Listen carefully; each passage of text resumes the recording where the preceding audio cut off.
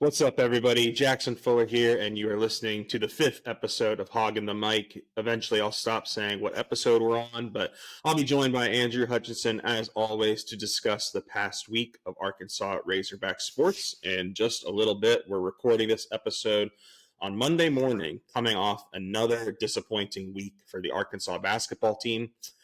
We will discuss their two losses and some off-court drama before talking baseball. The Hogs opened spring practice on Friday, and excitement is building throughout Fayetteville, especially considering how the football and basketball seasons have gone. I think Arkansas needs a winner, and Lord knows we, the media, need some wins to talk about. That would be nice, even though I can imagine we're not at the front of anybody's mind who cares about the Arkansas Razorbacks. As always, thank you so much for continuing to listen to this podcast as we try to grow it. It should be hopefully a fun spring, but we do have some disappointing news to talk about first. So without further ado, let's bring in Hutch and the latest episode of Hoggin the Mic. Hutch, man, how's it going? Was this the week that officially killed Arkansas basketball season, or did it die a long time ago and we're just now starting to realize it after this latest 0-2 week?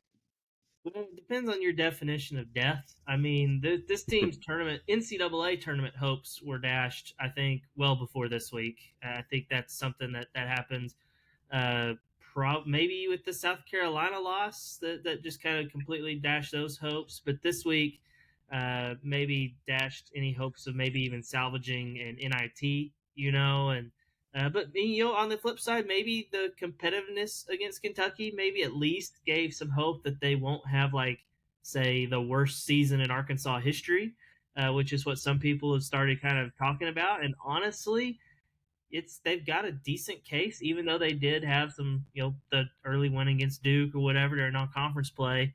But it's starting to feel a lot like that 2008-2009 season where there were early big wins. They beat Oklahoma and Texas in the same week. They were both top 10 teams. They beat Blake Griffin, and it was great. And then they went 2-14 in SEC play, and sitting at 1-6, I think is what it is now for Arkansas this year. And it could very well end up being another 2-win conference slate if they don't get it turned around. But again, maybe that Kentucky effort can carry over into some other games, and it's not just a one-time deal. Was that season the 2008? I think you said, is that the worst season in Arkansas basketball history? Is there one that trumps that in your opinion? I would say in modern history, that's probably the worst. I would say, and by modern history, I mean beginning with Eddie Sutton taking over the program. I mean, because you're going back 50 years at that point. And definitely of the SEC era, that's probably the worst. I'd have to go back and double check. There were some pretty bad ones in there, maybe like Stan Heath, but that John Pelphrey year 08-09. Considering what they did in that 1 week span, knocking off two top 10 teams, with future NBA stars on them, and then to just completely bottom out like they did in SEC play, probably the worst. Now there were probably some others back in the 60s or something like that. I haven't gone back quite that far yet. If it keeps tracking this way, I'll start doing some research. But as of right now, it seems like that 08-09 season was probably the best comp. Interesting. Well, let's hope it doesn't quite reach those depths, but it's not looking good right now. Just a quick recap for everyone: Arkansas lost to Ole Miss 77-51 Wednesday night on the road in Oxford, in a game that the Hogs never led. So that was two straight games where Arkansas never took a lead after losing to South Carolina in the game prior. The Hogs did play without Tremont Mark, and Trevin Brazile got hurt, didn't play in the second half, and did miss the Kentucky game as well. But maybe the most notable story from that game that none of us realized until about 15 minutes before Kentucky is that Devo Davis only played 7 minutes before shockingly stepping away from the team and missing Saturday's game against the Wildcats. In the national spotlight and in front of a pretty good Bud Walton Arena crowd, Arkansas played its best defensive game of the season, but still lost to Kentucky 63-57. First off, Hutch, let's get to the Devo conversation. Until something official comes out about why he left or if he's coming back, I don't know if it's too smart to talk about the situation that much. it's from my vantage point, not here any of the previous 3 years for Devo, but kind of learning about his history with the program and all that he's done. But him and Musselman seem to have butt heads over the past 4 years. It's just a sad situation to me. Do you have any other thoughts, concerns? Do you have a report, breaking news you want to share? I mean, what's the first thing at the top of your mind with the Devo conversation? I have similar feelings about Devo as I do KJ Jefferson. These are guys that had incredible, incredible moments for Arkansas, and I just worry that the way their careers ended is going to completely overshadow that. This has not been a good year for Devo. This season has been. I mean, I think he's had career lows in scoring, rebounding, assists, steals, at pretty much across the board. He's had career lows, and it was not trending in a good direction whenever he did step away from the team. So it was definitely a disappointing, senior season from a team standpoint. They've been struggling, and an individual standpoint. But that shouldn't overshadow what he's done in his career. I mean, he is an Arkansas kid. He was committed to Oklahoma State originally out of high school and flipped to Arkansas whenever Eric Musselman got hired. So, I mean, you got to give him some credit. I mean, it's an in-state kid who chose to stay home. Those are, those guys should be revered in Arkansas because they don't always do that, as we've seen with, the football program and even some basketball players too. So, he was part of that class that really helped turn around the program. That included Jalen Williams, included Moses Moody, helped Arkansas get to back-to-back Elite Eights, and then without Devo, they wouldn't beat Kansas last year, a number one seed, get to another Sweet 16.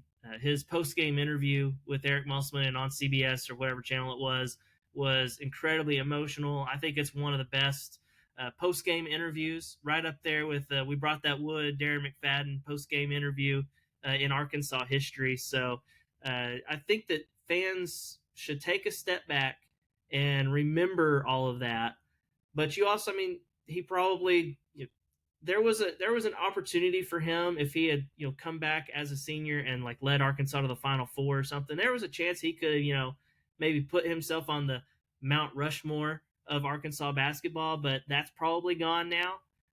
But other than that, he still should be remembered as one of the all-time Razorbacks. Maybe not the most talented, didn't score the most points or have the most rebounds, or he's not going to have a long NBA career. So he's not a Sidney Moncrief, Corliss Williamson, Todd Day, Lee Mayberry, one of those guys. But he should be revered as an all-time Razorback just because of what he did during his career here. Yeah, it's just a sad situation. Not not what's going on with Devo because I don't know that, but just the for his senior season to play out like it has for a guy with that type of the cachet, right? He's got a certain even if he hadn't have come back this season, there still would have been a slight legacy about Devontae Davis here at Arkansas. And now he's been, the brunt of anger on social media. We'll see. We'll see what happens with him. I'm curious. Like, does he come back at all? Similar to last year when he, stepped away from the program. I think it only took about 2 days, and he was back with the team. He missed one game. Maybe he's back on the sideline Wednesday against Missouri, but we didn't get really anything from Muss in the post-game press conference. I'm not so sure how he can go from that type of frostiness to him automatically back with the team. Jay Billis, of course, during the ESPN broadcast, I think he might have used the word AWOL, said you're either all in or you're all out, and he called Devontae Davis all out. I don't know. I mean, Jay Billis is a respected voice in the entire country when it comes to college basketball. I don't think he would say something like that without any information. But, of course, we don't really have that information to say anything that Jay Billis might get. So, sad situation. I hope he does come back and, at least gets to finish his Arkansas career. I hope the last note on his Arkansas career isn't left the program in late January. So, but we'll see. Who really knows? Even without Devo, I thought Arkansas played pretty darn well against Kentucky on Saturday. Is there anything you saw aside from effort? Because I think that's the main takeaway that's been coming out of that game. Oh, they played with effort. That's great. you can't bring that type. I mean, I guess you can bring that type of effort every night, but Arkansas just hasn't all season. So I'm going to assume they're not going to play that desperate the rest of the year. Is there anything other than effort that changed from South Carolina or Ole Miss to Kentucky that you think could be sustainable for the Hogs moving forward this season? Sustainable. That's hard to say because they have been just so inconsistent all year, so maddeningly inconsistent. I personally was encouraged by the way Mekhi Mitchell played. I mean, that was easily his best game of the year. He still wasn't perfect, but again, he's not an NBA player. He's a at least last year, I thought, in my opinion, a solid college player, and we had not seen that from him this year. Maybe you get that better production, from your front court with the big men led by Mekhi, maybe Jalen Graham. I mean, that was an encouraging performance by him. They all rebounded really well. I mean, a lot of that has to do with that effort that you were mentioning, and it probably isn't sustainable because they did probably come out fired up in front of a big crowd and college game day in town, a top 10 opponent. Can they bring that same effort and energy against a winless team in the SEC on the road in Missouri? We'll see. This team has shown a propensity to play down to its competition and play up to its competition. So, but I mean, if the big men, that to me is something that if they can keep playing better, then I think that could be something that helps them win a few games and avoids the, as we were talking earlier, talk of worst team ever. So that would maybe be the most encouraging thing I saw from the Kentucky game.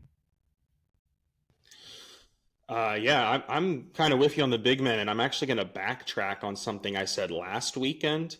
Um, I think it's time less Trevin Brazil, as crazy as that is. But look, I mean, there's clearly a offensive drawback when he's not on the floor. I mean, we saw it Saturday. It was eye opening. Just it was very difficult for Arkansas to get good looks, and I think a big part of that was Trevin Brazil wasn't out there spacing the floor. When I mean Chandler Lawson hit a three, but the defense is going to give him threes all night. They'll close out late and help off of him.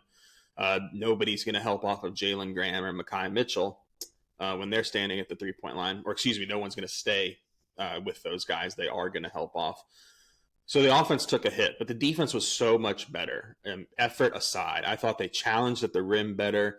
They obviously rebounded better defensively, kept Kentucky for the most part off the offensive glass. I think they actually had more offensive rebounds than Kentucky, if I'm not mistaken. So maybe we're at the point of the season where, look, if Trevin Brazil is healthy, he probably should start, and you should see what you can get from him. And if he makes three threes in the game, that is such a huge boost for the Arkansas offense. I keep going back to the Duke game that they won without Tremont Mark. Why did they win that game? Well, Brazil made 4 threes, and that opened up driving lanes for Ellis.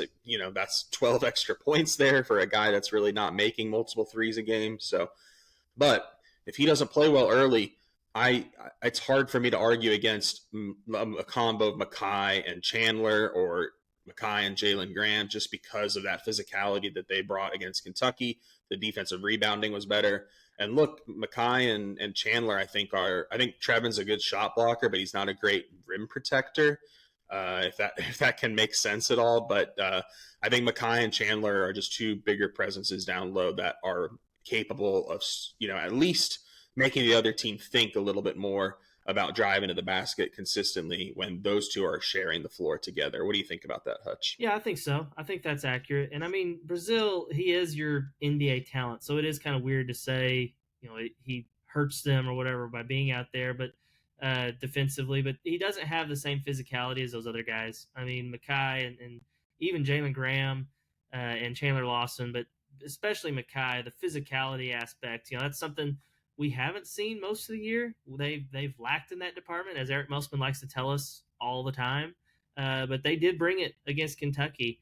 My biggest question, though, is whether or not they can do that against other teams, or was it just a one-time, hey, this is our last hurrah, we're going to rally, we're going to try to, not be embarrassed on a national stage, and, then collapse after that. I mean, I think this Missouri game coming up is going to tell us a lot because this is a game you should win. if you're Missouri's first SEC win, that would be really embarrassing and really tough because this is one of the games you should be able to win. So I think Wednesday night is going to tell us a lot, in my opinion. Yeah, I think you're right. I think that it's time for this team to string together back to back performances with that kind of energy and desire and effort, and not need a college game day or a top 10 team or a raucous crowd. I mean, look, they haven't won a road game this year. A true road game. I know they won one game in the Bahamas. Is that their only win outside of Fayetteville? I mean, it's crazy how poorly they've played all season, but especially away from Bud Walton Arena. It's time to at least, I don't have any confidence that they're going to beat Missouri just based off how the season has gone so far. All I'm asking for is, hey, bring that energy and that effort. Because right now, they're not a good enough offensive team to guarantee any win, no matter who they're playing. And that kind of brings me to my next question, Hutch. I thought it was illuminating in the press conference for the first time this year. I'm pretty sure he singled out the point guard play, like in a very succinct, obvious way. We need better point guard play, he said. That was Ellis had a few turnovers at the end of the Kentucky game that really proved costly. I don't think they win if they take care of the ball, but because they weren't scoring when they did get shots off, but it was daggers, just paper cuts, death by 1,000 paper cuts with those turnovers. What do you think they should do at point guard? Because, gosh, it's been a revolving door between Ellis and Menefield and even Blocker. I mean, they try and get Tremont Mark to bring the ball up, and he had 3 turnovers on Saturday against Kentucky. I mean, where does Musk go at the point guard position right now? I don't think he has a really good answer. He didn't have a good answer for us whenever he was asked about it in post game, but I honestly don't know if there is a solution there. It was telling whenever he, as you said, called out the point guard play, and then whenever I asked about Minifield, he said it was a coach's decision that he didn't play at all. He didn't play a single second. I'm very curious about what they do with Layden Blocker because it seems like even though he's not your a traditional point guard like you have in L. Ellis and Keon Minifield, but things seem to happen good whenever he's out there. I mean, good things happen, and he's got a decent plus minus. I feel like I know that stat doesn't tell everything, but it is a pretty decent indicator. So I'm very curious what they do with him if he can become a ball handler, distributor type of guy. He is a true freshman, so you worry about that. But his minutes have just been so inconsistent, just wildly inconsistent. Like he'll play a lot and then he won't play. I mean, he played I think 17 and 18 minutes in the previous 2 games, and then played 5 minutes against Kentucky, and they were +7, I believe, with him on the floor. So I'm very curious to see how that plays out. I would like to see more blocker, more consistent minutes for him, especially if you're not going to play Minifield at all. So I think we know what LLS is going to do. He was a turnover guy at Louisville. You could write that off as maybe it was just a really bad team. Well, guess what? Arkansas is kind of a really bad team this year, and 5 turnovers is quite a bit, especially when you factor in how costly they were. I mean, they were turnovers that led to easy layups and dunks on the other end of the floor. Yeah, Layden Blocker he's kind of a spark on Arkansas Twitter and social media. Just like no matter you bring him up, and people are going to have strong opinions either way. I mean, it's hard to argue with what you're saying about he makes a good impact. I mean, his plus minus is typically like pretty good when he's out there. He is clearly one of their better defensive guards. I mean, you'll see Muss sub him in for defensive purposes at the end of halves or even games sometimes, instead of a Menefield or an Ellis. But I mean, I don't think Blocker is your best shot at winning games right now, handing him the keys at point guard. I mean, he was +7 in 5 minutes, but he did have 3 fouls in 5 minutes. There's still he doesn't create very many assists. He's not a good shooter. Like his production comes in the margins, offensive rebounds, guard playing good defense, and that's very necessary for any team to have that type of player. But when Muss is saying we're struggling, we need better point guard play, that's not really what he's asking for. He's asking for a better distributor, a better attacker. And I think that really gets down to the core. We talked a little bit last week about what are the issues with this team. And I think after the past two games and seeing just the rotation at point guard and nobody really being able to hold down that position, I'm starting to think the biggest problem with this team is they don't have a guy that can get to the basket and make a jump shot. I mean, it's Tremont Mark, right? I guess he can do that, but he's not an explosive guy when it comes to getting to the basket. That he doesn't draw defenders to him. He'll shoot over one defender, or he'll like be crafty and get by a defender and have a layup. But it's not like a dribble drive where a guy is coming off a 3-point shooter and he has an option to kick it out. And they just don't have that this year. And that is a huge flaw to have in today's era of 3-point shooting. You know, how important that is to not have a guy that can collapse a defense consistently and take care of the basketball. It's the biggest flaw with this roster right now, and I think it's the main reason why they are struggling so much offensively. Is every basket is so difficult to create, and I don't think that changes with whoever's playing point guard. So I would love to say maybe Menifield's the guy because we've seen him do that more consistently, but he played 0 minutes against Kentucky. So I don't know. I think you're right. I'm going to be very interested to see what Musselman does with Layden Blocker then moving forward, because look, if Musselman's sticking around long term and Layden Blocker's one of your top freshmen, it might be nice to kind of, hey, this season we're not making the tournament. Let's hand him the keys and let him learn and grow throughout the season. But I get a sense Muss doesn't necessarily think like that he's not that forward thinking. Am I right to assume that he's going to be grinding and fighting for every win this season? Yeah, you're exactly right. He's not going to just say, oh, well, let's take our lumps. This season's a lost season. That's not in his DNA. He's going to fight and try to win as many games as possible, even if they're not going to be that many wins. So I'm with you. I think it's probably not going to be Blocker for all those reasons you laid out. And I feel like they thought they had that guy, that point guard in L. Ellis and Keon Minifield, and they whiffed. They missed on their evaluations. And I really think I talked about this last week on the podcast. Like, people are always trying to diagnose, like, what is the issue on this team? Is there something going on in the locker room? Is there something going on? Blah, blah, blah. All these rumors about Devo, all these rumors about TB, all this stuff. I think it really is as simple as they just misevaluated this year. They missed. And that's okay. It happens every now and then. Really good coaches can miss and have a down year. Whenever it happens in back-to-back years, and then you start thinking, okay, that's a trend. I know some people say, well, last year wasn't that great. Yeah, the Sweet 16 run kind of erases it. Yeah, to a point, but they also had, the number one recruit in the country in and out of the lineup because of injury. And they had one of their, most irreplaceable guys, Trevor Brazile, go down with a torn ACL. Like, the injuries played a factor last year. This year, it's not injury. It's just the roster was not built to where it could be what they thought it was going to be. And that's just a misevaluation, and that's going to happen every now and then when you rely on the portal and everything. And I think it's just as simple as that. I really do. I don't think there's any. Maybe there is that we don't know about or whatever, but I really truly think it's just the way the roster was built just didn't come together like they thought it would. Yeah, man, it is simple. What transfers have lived up to their billing or performed to the expectations that Arkansas fans maybe had for them? One, right? Tremont Mark is the only guy.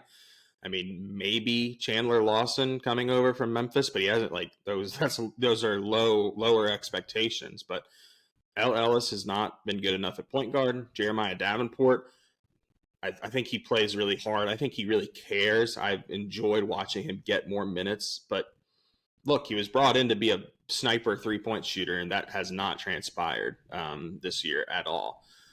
Battle, good start to the year, not scoring efficiently at all in the SEC. You look at this was like one of the biggest transfer classes in the entire country, and one person, Tremont Mark, has lived up to the billing. And that's just exclamation point to your analysis that there was just a misevaluation throughout this team.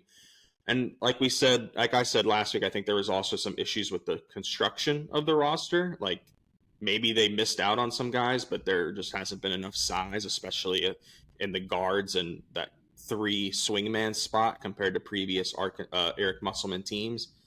But hey, if you're gonna have a little different of a roster, you have to adapt, and Arkansas just hasn't been able to do that this season.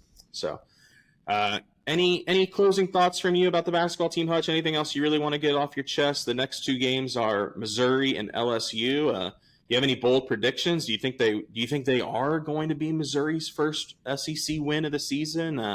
Is there anything else on your mind before we maybe shift over to some Yeah, I baseball kind of talk? have a bad feeling that they're going to be Missouri's first win. It's up in Columbia. The games up there, I know this is your first year covering a team. The games up there are typically weird. Weird stuff happens. Results that you shouldn't expect to happen. There's going to be somebody on Missouri's team that steps up that you don't expect to, and I imagine it's going to be a tight game. I don't see it being a blowout either way. Uh, I mean, I've been wrong on that before, but I do think that it's going to be tough. I think Arkansas is going to maybe have a letdown, and maybe here's a bold prediction: maybe they come back and they beat LSU the following Saturday. I could see that happening. Maybe it would be just weird enough for Arkansas to make sense. Look, I'm going to keep holding this team to high enough standards for now. But look, go 2-0. I mean, it's certainly possible. Like if you talk about winnable SEC games, even for how poorly Arkansas is playing, like these are maybe two of the only ones left on the schedule. I know they're on the road, which is tough, but LSU hasn't played great all season. They've been up and down. I know. I think they're. Did they win this weekend? I know they're coming off a pretty good performance at some point in the SEC recently, but they could go 2-0. I mean, these are the two of the worst teams that they'll play in the SEC. Not that Arkansas is anything special. So hey, go 2-0, make the next home game at least something that's worth talking about. But imagine if they go 0-2 here and they drop to 1-8 in the SEC. That next Bud Walton Arena crowd is going to be a graveyard, I feel like. But we shall see. We will, of course, recap those next two games. Oh, and then they have a week off before Georgia. So, hey, you win these two and you get a week to resettle. Maybe the tides are turning, but I have no idea why. I've all of a sudden sprung some optimism here. So let's move on. Not too much else to discuss in Arkansas sports. I would like to continue to shout out the women's team who did go 2-0 this week with necessary wins over Kentucky and Missouri. They continue to play without star freshman Talia Scott, and they look pretty good. Big games coming up this week against Alabama and Auburn as they fight for an NCAA tournament bid. Last time I checked on ESPN, they were a part of the next four out, so not the first four out. But they've got plenty of time and winnable games on their schedule, and I think they're starting to play some of their best basketball here in the most important stretch of the season. But in other exciting news, the baseball team opened its spring practice slate on Friday. You and I were at Baum Walker for a scrimmage. Hagen Smith versus Mason Molina on the mound. Gosh, excitement was in the air. I know it's early, but any takeaways from what you saw Friday? Did you go to Sunday's scrimmage?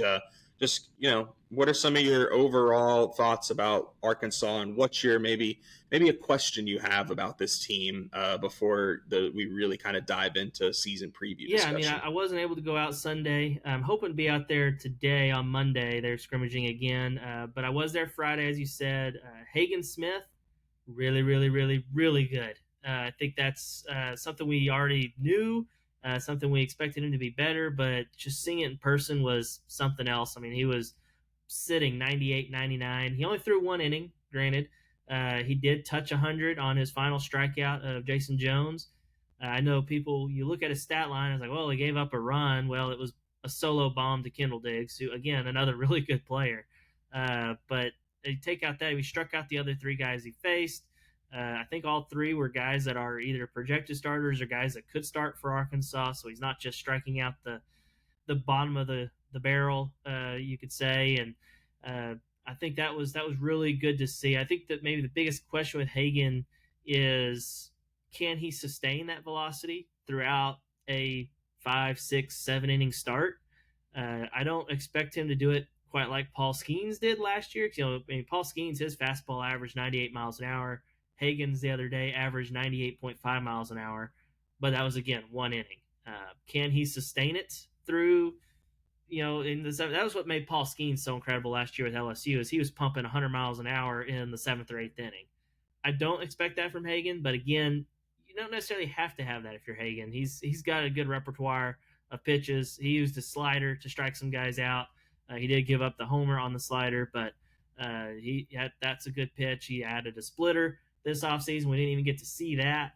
So I think he's going to be special. There is a very good chance if the season goes the way I think it's going to go for him, you can be putting him right up there with the Nick Schmidts and Ryan Staneks of the world in terms of best pitchers Arkansas's ever had. Wow, a lot of hype. I agree. The stuff looked pretty phenomenal on Friday. Just, I mean, the fastball just jumps out of his hand, and it looks even faster than 100. It's just there's a noticeable difference between the ball coming out of his hand and most other college pitchers. Man, I think we're underselling Kendall Diggs a little bit. Not like not like we're being mean about it or anything, but I think just the hype around this team. I kind of joked with DVH in the press conference. I said every time a preseason ranking comes out, we see a picture of Hagen Smith. I think Kendall could be like a Golden Spikes, nominee as we get towards the end of the year. I mean, every scrimmage I've gone to, I think he's hit a home run. To do it off Kendall, that's a lefty on lefty matchup, or to do it off Hagen, excuse me, that's a lefty on lefty matchup. There is no doubts within the Arkansas program that guy is going to have a monster year. And if he can get his average a little bit more up from the past couple years and maintain that power and the slugging and just be that middle of the force lineup for Arkansas, hey, if this team lives up to its expectations, it's going to be a lot about the pitching staff, but it's also going to take some really good offense, and he's going to be the heart of it. So could not be more excited to watch Kendall Diggs this year. And what did you think about Mason Molina? I thought he was pretty good on Friday. I mean, like I said, there's a clear difference between him and Hagen Smith, but for Mason to be Arkansas's Sunday guy, that's an advantage, man. That is going to be an advantage. Yeah, SEC for sure. play. I mean, he was really good. I mean, threw another 2 scoreless innings. I think between the fall and now that one scrimmage, I think he's thrown like 10 innings and given up 1 hit for in the scrimmages. Now, and he's got a lot of strikeouts. I think he had 3 strikeouts in 2 innings. But he also has walked a few guys. That's maybe the one concern you have with him, and maybe something you'd expect out of a guy that's not your Friday guy. He's not going to be Hagen Smith, but I think he walked 2, and I think he hit another. So he does give up. He's a little bit wild. If he can dial that in just a little bit, then he's going to be really, really tough to beat because people just don't hit him. I think it's not overpowering stuff. His fastball is more low 90s. I think he was like 91, 92 the other day, but he's got a variety of pitches. He's added the changeup, tweaked his changeup and is throwing it with more confidence. He did throw it some last year, just not a whole lot. So throw that in with all the other stuff he's got. I think he's got a curveball and slider as well. It's a pretty good. If you got a 4-pitch mix as a starting pitcher in college, that you're going to be pretty good. So I thought it was a very solid outing for him. Maybe not as just electric and like you're not leaving there buzzing about his performance, but you want that guy throwing either Saturday or Sunday on a weekend in SEC play. Yeah, and I think that some of your concerns go back to what I said, or not concerns, but just concerns. Concerns is the right word, right, Hutch? Some of your concerns go back to what I said a little bit last week about, I think, one of the biggest keys for Hagen this season is he's got to go deep into games. And I think he can, but that's not something that he's done yet at Arkansas consistently. He's got to get to the 6th, 7th, 8th inning almost every Friday start and set up that bullpen for the rest of the weekend. And then you make your starters even more dangerous, knowing that they have arms behind them that are ready to go and they don't have to, save their stuff or try and eat innings. If you can keep that bullpen fresh going into Saturday and Sunday, that's a huge win in college baseball conference play. So one thing that I find myself really, fascinated by digging into this team a little more in recent weeks is just how many difficult lineup decisions DVH is going to have. So I told you that we would do this, Hutch. I'm going to take a crack at predicting the starting lineup for Arkansas on opening day, and we'll see what you think about my predictions. Maybe it matches yours or doesn't.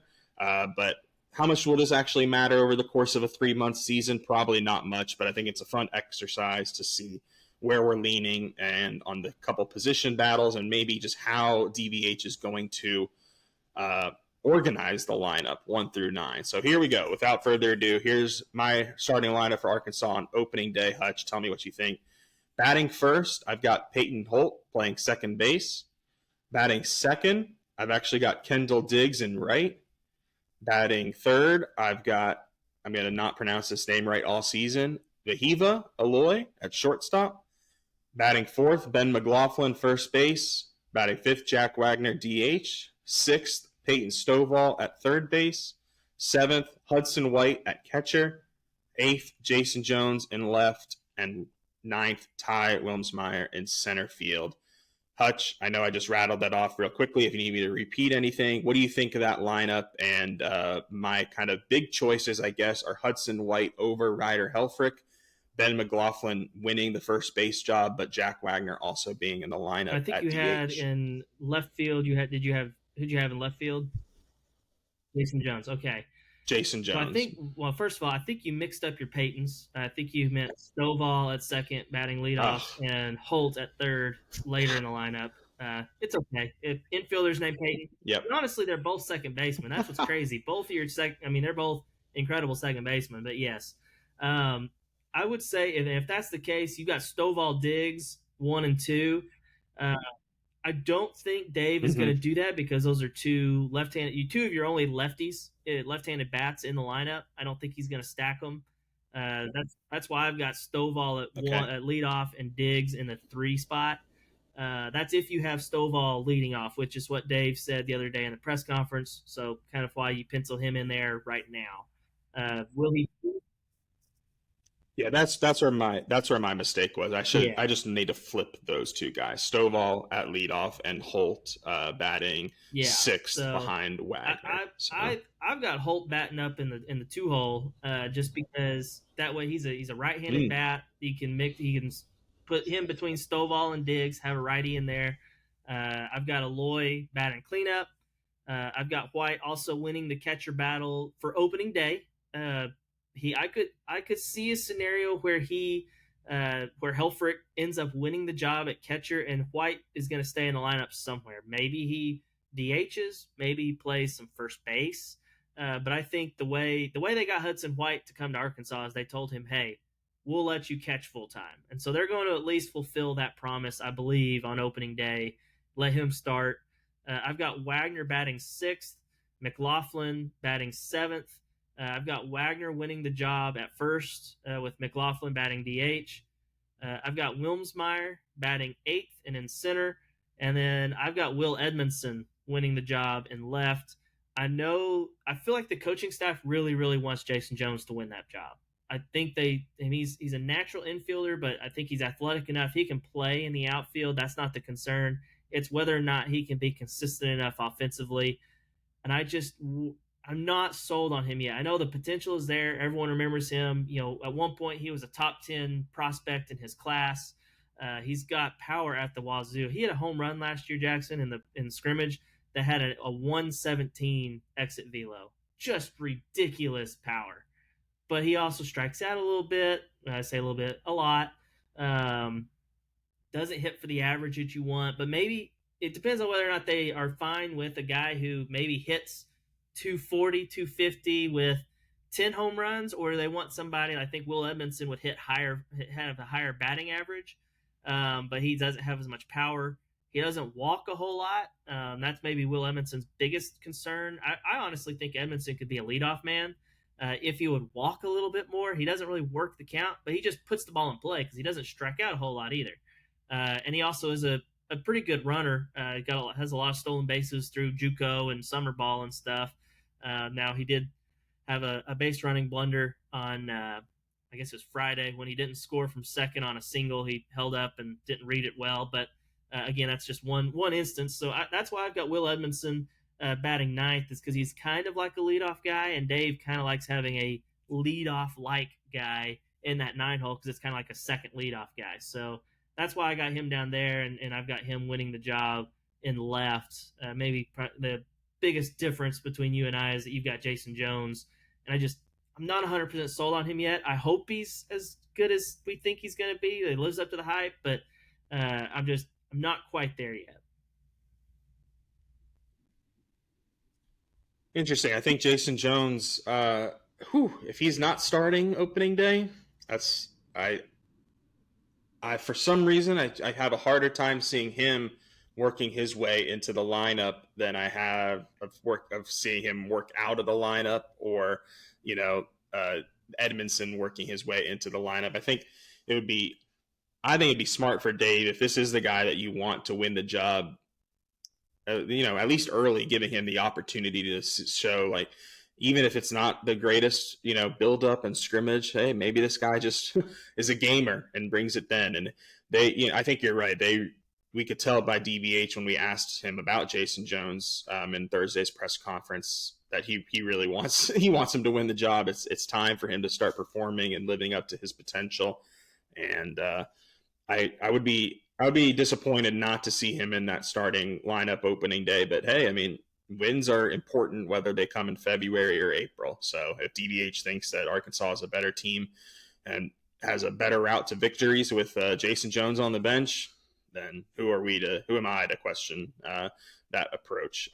I will be interested to see. You're right. Now that I'm thinking about this lineup, he wants to go that lefty, righty, lefty, or just alternate those guys. And he did say Stovall was going to be the leadoff guy, so that probably slots Diggs in at the 3 hole.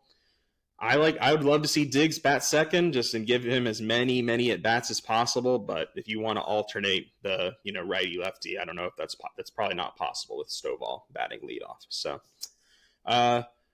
I think that's it, Hutch. I mean, anything else that you want to get on, talk about with the baseball team? I do have a work meeting to run to, but I could be a couple minutes late. Or what do you? I think we're pretty good for today's recap. So. I think maybe one other name to mention is possibly working his way in there is Ross Lovich, transfer from Missouri. He had a good scrimmage on Saturday, a couple of hits. I think he hit a home run. Maybe he's a guy that if he heats up, had a really slow fall, did not really produce, but he was also banged up. If he's fully healthy and actually can produce, he's a guy that's played in the SEC before. Maybe he is a guy to kind of a dark horse to win that job in left. That would be one name to kind of watch as that we didn't mention earlier. Good stuff. And we will know soon enough. The baseball season is somehow fewer than 3 weeks away. James Madison will be coming to Fayetteville in not too long of a time, and we'll all have some optimism again in our lives covering the Arkansas Razorbacks program. So another fun episode, Hutch. Tell the listeners where they can find you on social media and where they can read your work. On Twitter/X. You can find all of my stuff. I tweeted out there, but you can also go directly to bestofarkansassports.com and check it all out there. Free, no paywall. Check it out at bestofarkansassports.com.